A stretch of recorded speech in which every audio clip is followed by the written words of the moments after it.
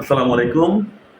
মিজানুর রহমান আজহারীর এই ভিডিওটা যারা দেখবেন তাদের কাছে বউ আর শাশুড়ি কখনো ঝগড়া হবে না, বিবাদ হবে না। কারণ এটা ম্যাক্সিমাম এইভাবে বেজেই থাকে সংসারের ভিতরে। এটা সবাই মন দিয়ে শুনবেন। আওয়াজ করে বলেন ঠিক কিনা। বৌমাকে বদদোয়া দিয়েন না, বৌমাকে নিজের মেয়ের মতো দেখবেন। সমাধান আমি দিচ্ছি। কেমন দেখতে হবে? নিজের মেয়ের মতো। নিজের মেয়ে সকালে ঘুম থেকে ওঠে 11টা, ওইটা সমস্যা নাই। বৌমা কেন উঠলো না, ওইখানেই ঝামেলা। আছে না নাই? মেহেরবানি করে আপনার বৌমাকে আপনার নিজের মেয়ের মতো দেখেন। নিজের মেয়েরে যেমনি আদর করেন তাকেও অমনি আদর করেন।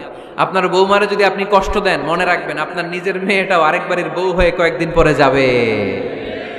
আপনি যা যা করবেন আপনার মেয়েকেও তারা ওই রকম কষ্ট দিয়ে বাড়িতে ফিরিয়ে দিবে। চিল্লায় বলেন ঠিক কিনা। খবর দিবে। আরেক রকম, শাশুড়ি চায় বউর উপর খবরদারি করতে, বউ চায় শাশুড়ির উপর খবরদারি করতে। এই ডমিনেটিং এর কারণে কিলাকিলি আছে না নাই? আহা, এটা ঠিক না। আমার শাশুড়ি মায়েরা যারা আছেন, প্রথমে শাশুড়ি দিয়ে শুরু করি। আমার মাইকের আওয়াজ যে ঘরগুলোতে যায়, আমার শাশুড়ি মাদেরকে বলবো, বউদের উপর অত্যাচার করবেন না। ছেলেরে প্রশ্ন করে, তোর কাছে তোর বউ বড় না আমি বড়? আছে না নাই? এটা একটা প্রশ্ন হইল। তোর বউ বড় না আমি বড়? দুইজনেই বড়। তো এক ছেলে সুন্দর উত্তর দিছে, আমার কাছে ভালো লাগছে উত্তরটা শুনে। এক মা প্রশ্ন করছে, তোর এতদিন আমি লালন পালন করে বড় করলাম, জীবন যৌবন তোর জন্য শেষ করলাম, আজকে বউ পাইয়া বউ তোর আপন হয়ে গেল? এবার ছেলে উত্তর দিছে, মা, আমার মুখ থেকে মা ডাক শোনার জন্য তুমি কি কষ্টটাই না করছো জীবনে। 10 মাস আমারে পেটে ধারণ করলা, খাইতে পারো নাই, বমি করছো, খালি ওষুধ খাইছো, তোমার পেট কেটে আমারে বের করা হয়েছে, 2 বছর আমারে দুধ খাওয়াইছো, পেশাব পায়খানা পরিষ্কার করেছো। বয়স যখন 3-4 তখন তোমার আমি মা ডাকছি। এই মা ডাকটা শোনার জন্য তুমি এত কষ্ট করছো। আর আরেকবারের মাইয়া এই ঘরে আইসাই তোমার মা ডাকা শুরু করছে। যেই মেয়েটা তোমারে মা ডাকে সে আমার আপন হবে না কেন মা?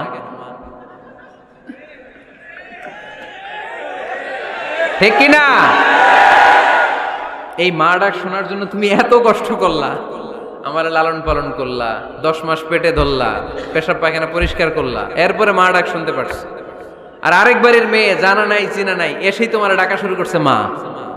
তো যে আমার মারে মা ডাকে তার স্থান তো আমার কলিজায়। ঠিক কিনা? শাশুড়ি আম্মারা যারা আছেন, প্লিজ বৌমাদেরকে কষ্ট দিয়েন না। অনেক শাশুড়ি আছে পান থেকে চুন খসলে রেগে যায়, পদে পদে স্ত্রীর ভুল ধরে, বউয়ের ভুল ধরে। আছে না নাই? এটা করবেন না।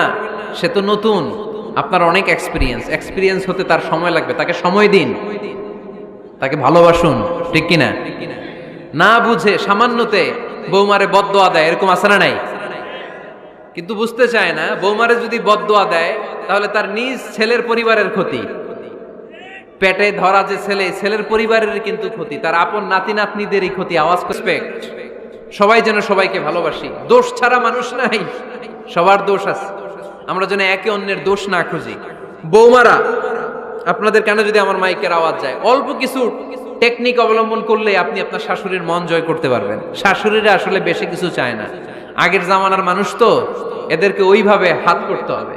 মাঝে মাঝে একটু শাশুড়ির মাথায় তেল দিয়ে দেন, চুলে তেল দিয়ে দিবেন আর কি, মাঝে মাঝে চুল আশ্রে দিবেন। এগুলো কিন্তু খুব পছন্দ করে শাশুড়িরা।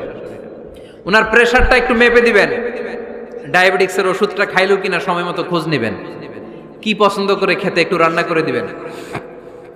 যেই বক্তার ওয়াজ শুনতে পছন্দ করে ওই বক্তার ওয়াজগুলো ডাউনলোড করে শাশুড়ি আম্মাকে দিবেন, ইসলামী বই দিবেন। দেখবেন বয়স্ক নারীরা মাহফিল যেতে খুব পছন্দ করে, ওয়াজ শুনতে খুব পছন্দ করে, নবীদের কাহিনীগুলো শুনতে পছন্দ করে।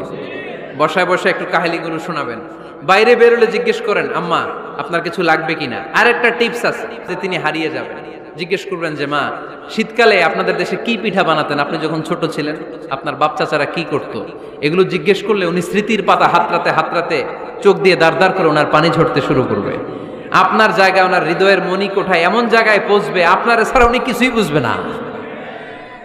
বৌমারা, এই অল্প কিছু টিপস অবলম্বন করে আপনারা আপনাদের শাশুড়ির মনকে জয় করতে পারেন। শাশুড়ি বৌমার দ্বন্দ্ব আমরা চাই না। আমরা চাই শাশুড়ি বৌমাকে নিজের মেয়ের মতো জানো, আর বৌমা শাশুড়িকে আপন মায়ের মতো ভালোবাসুক, ঠিক কিনা? যুখুম মিনাস সামারাত, ফলমূল দিয়ে আল্লাহ তুমি তাদেরকে রিজিকের ব্যবস্থা করে দিও। তার মানে সব নবীরা তাদের পরিবারের সদস্যদের জন্য দোয়া করতেন কি করতেন না? আবার কোরআন আমাদেরকে শিখালো, রাব্বানা হাব লানা মিন আজওয়াজিনা ওয়া মিন যুররিয়াতিনা কুররাতা আ'য়ুন ওয়াজআলনা লিল মুত্তাকিনা ইমামা।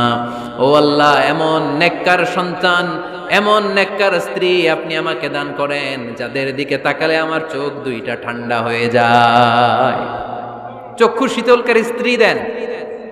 বিয়ে যাদের হয় নাই, ইয়াং ছেলেরা এই দোয়াটা করবা বিয়ের জন্য। এই স্লোগান আমাদেরকে শিখায়। এই স্লোগান তো আল্লাহ, এই স্লোগান দিয়েই তো আল্লাহ কোরআন শুরু করছে, ইকরা বিসমি রাব্বিকাল্লাযী খালাক। বাঁচতে হলে জানতে হবে, বাঁচতে হলে পড়তে হবে, পড়ার কোনো বিকল্প নাই। আওয়াজ করে বলেন ঠিক কিনা? সুজানগরের ভাইয়েরা, মোবাইলের অ্যাপসের ভিতরে আমরা কোরআন রাখতে রাজি আছি তো সবাই? হাদিসের অ্যাপস ডাউনলোড করতে রাজি আছি তো? বাস রাজি আছি, ডাউনলোড করে রাইখা দেবো, আর কেউ পড়বো না নাকি? হ্যাঁ, প্রতিদিন একটা আয়াত হলেও যেন আমরা পড়ি। আল্লাহ যা বলা দরকার সব বলে দিয়ে গেছে, নতুন করে আর কিছু